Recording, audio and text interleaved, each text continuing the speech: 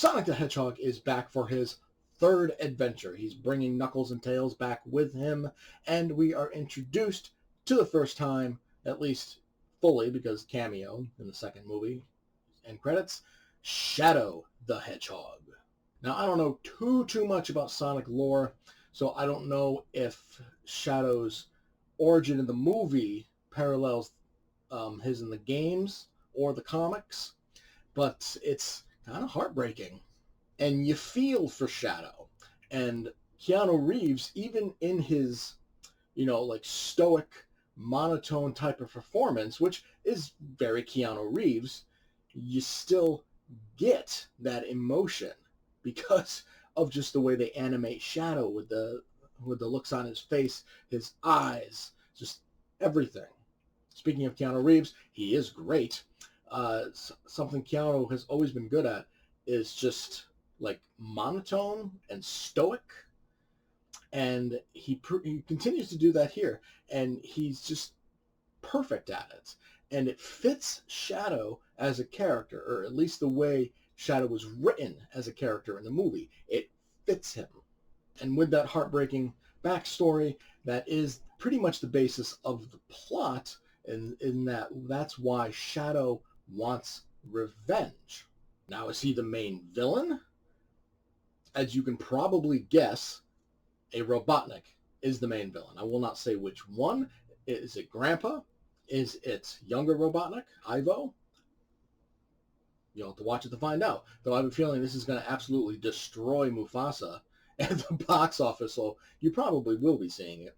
But it does kind of follow the same footsteps, the same plot as the other Sonic movies, except instead of wanting to take over the world, they want to destroy the world. So they change it up a little bit, and that's fine. Changing it up is good. But because it is the same story, it doesn't really rank above the other two Sonic movies. I still feel that Sonic 2 is the best movie of the series so far. But that's not to say Sonic 3 isn't good, because it is. It's fun. It's funny. It's basically the same story, but it's an enjoyable movie. The voice acting is great from everybody involved. Idris Elba, I was skeptical when he was cast as Knuckles originally in Sonic 2, but he has made that role his own, and he is amazing. But the overall highlight is Jim Carrey. The only thing funnier than Jim Carrey is Jim Carrey interacting with Jim Carrey.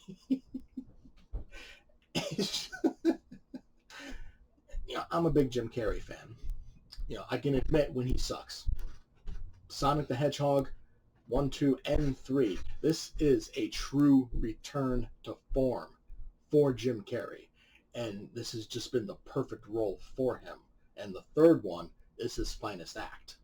In terms of the credits, should you stay if you haven't seen it yet? Absolutely.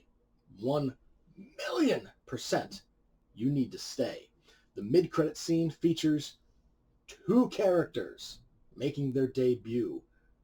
Obviously, I'm not going to say who. I know it has leaked online already, so hopefully you haven't been spoiled if you haven't seen the movie yet. But it's exciting. And then the end credit scene just kind of confirms something. But it's still worth staying for. Ultimately, Sonic the Hedgehog 3, it is a fun entry into the series. And like I said, it is not the best of the series, but it is still a good, enjoyable movie. It's a good continuance of the saga, and I honestly cannot wait for more. Like I said before, it is fun, it is funny, the voice acting is great, the acting itself is great. The only issue, if anything, I had was that it's just the basic recycled story from the other 2 movies, except with the added stakes of destroying the world instead of taking over the world. So that's a little kind of But if you're a Sonic fan, you're going to enjoy it. You are absolutely going to enjoy it. Sit down and just have fun, because that's what Sonic 3 is. I give Sonic the Hedgehog 3 an A-. Did you enjoy the review? Make sure to hit that like button and subscribe to get notified when more reviews go live. Feel free to leave a comment to discuss your thoughts on the movie or show, and I will see you next time.